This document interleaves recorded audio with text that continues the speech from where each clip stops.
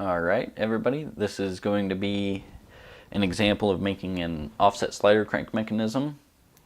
Once again, I'll be using the Lecture 3 notes just to get some parameters from there.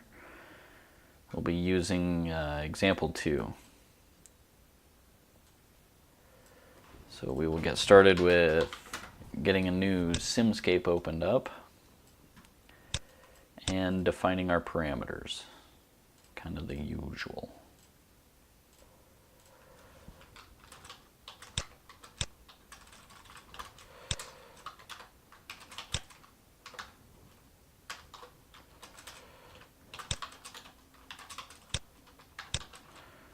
See, here is going to be our offset dimensions, and then I'm going to define a thickness 0.05. I think I used that last time and it looked pretty good. So meters, and now I'm going to define the block as just an array here. I'm going to call it slider, something like that. And I'm thinking probably 3T 1.5 T 1.5 T.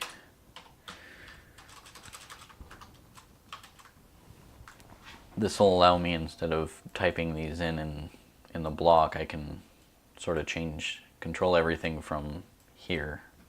I don't have to go back through every part and try to adjust things. So now I'll reinitialize the source. Everything's loaded in here. It's good to go. Now we'll start making our mechanism. The revolute joint connects to the world frame. Then we will make our first bar, which is going to be bar 2. Rigid transformation. Don't like that.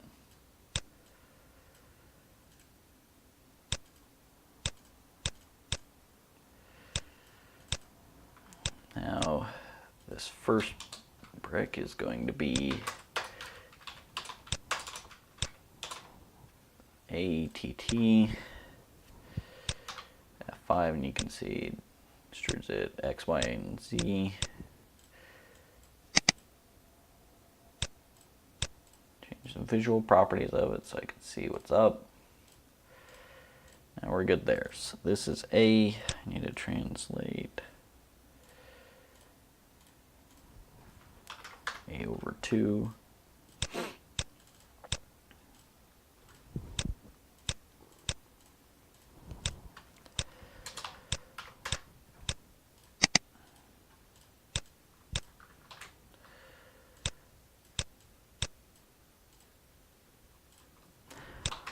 Now we need revolute joint. So everything up to the prismatic joint is pretty normal.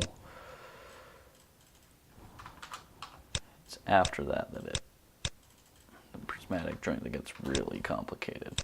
At least I thought it was. Bar 2, solid.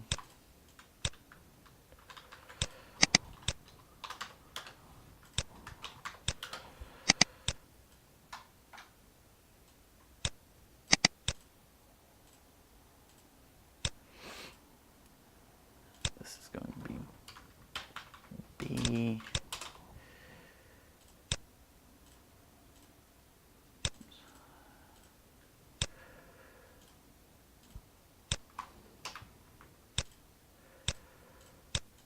Alright.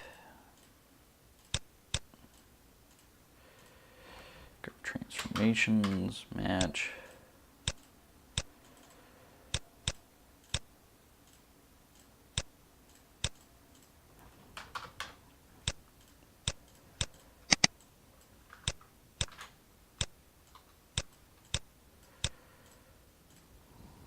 Alright, so now this is where it's going to get complicated.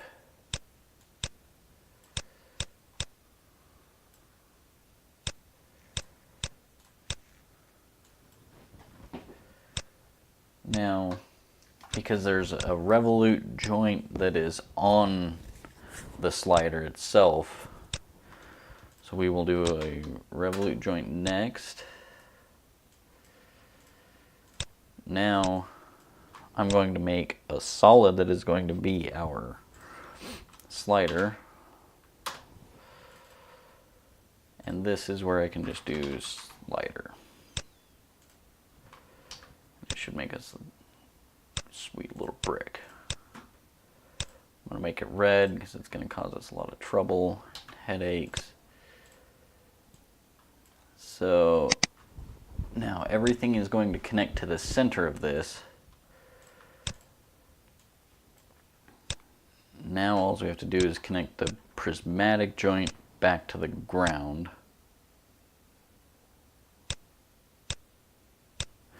Which, if you look at the prismatic joint,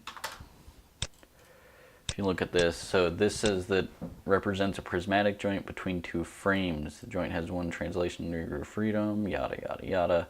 Constrains the follower origin to translate along the base z-axis, while the base and follower axes remain aligned. So this makes it pretty complicated here to get it to work right.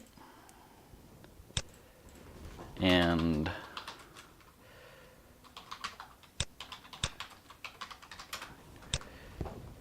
if you are looking for more information on this, you can Google the prismatic joint here and it'll tell you that it, it translates in the Z direction. So you have to get the Z axes properly lined up, which luckily we can do. So first I'm going to update the diagram here. So I'm going to look at some frames. Now you can see that we have, in the top view, so we have X, Y, and then Z is coming out of the screen at us. So, and I want this to translate in the Z of the world frame. So I need to sort of change the Z to be X here, which we will do with our rigid transformation. And this time, so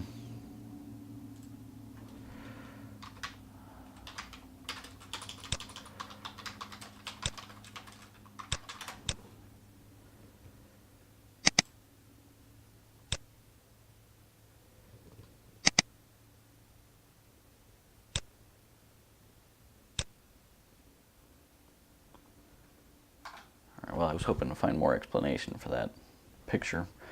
So if we do this, we are going to, I want the base frame to be here because I'm going to change them to be, the z-axes to be coincident here. So I'm going to rotate this. Now if you rotate it in the standard axis in the positive y, you have to rotate it 90 degrees in the positive y, and then the x will be, or the z will be where the x was before. That's way too far. Alright, so now if we update our diagram here, and we can look at this rigid transformation, perhaps that one. Here's our solid rigid transform.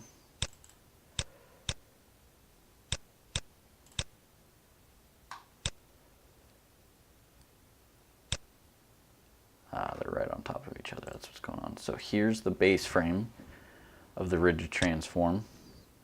This is the frame that it's in reference to. And then here's what we went to. Z is now in this direction, in the X direction. So we're looking good there. Now I will hook this up to I'm not sure if I need to do the base or follow. We're going to try it this way. So then I need to do the same thing on the other side. I need to make the z-axis in the same direction. So I need another rigid transformation here.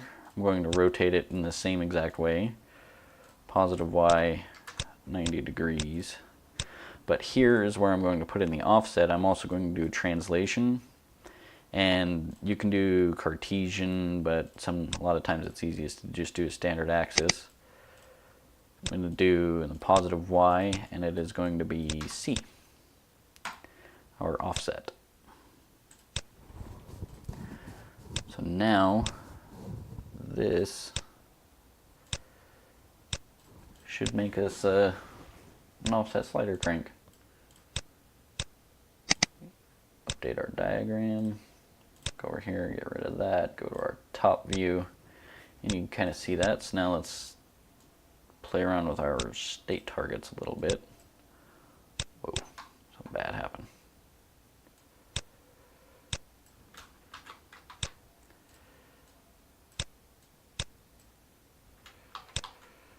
Alright, we're not going to mess with that now.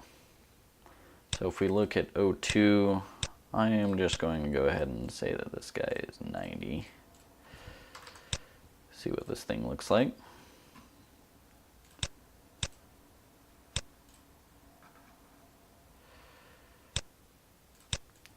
Ah, now it flipped to the other side. And I don't like that. I want it on the right. So I can change joint A, target. I'm going to say that it is going to be like minus 10 degrees, kind of looks like. Puts it over there. Alright, cool. Now we're ready to drive this thing, which we will drive just how we have everything else. Change the provided motion input, automatically compute our torque. Then we will get us a ramp here. I'm going to drive it at like, I don't know, 50. Get the Simulink PS converter that's already out here conveniently. Hook it up, make our lines all pretty. I gotta set this up, degrees, and change the derivative so it calculates it itself. And now we should be golden.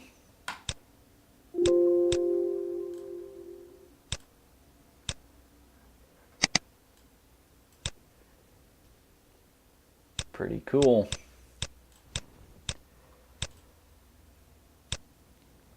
And that's how you make an offset slider crank mechanism.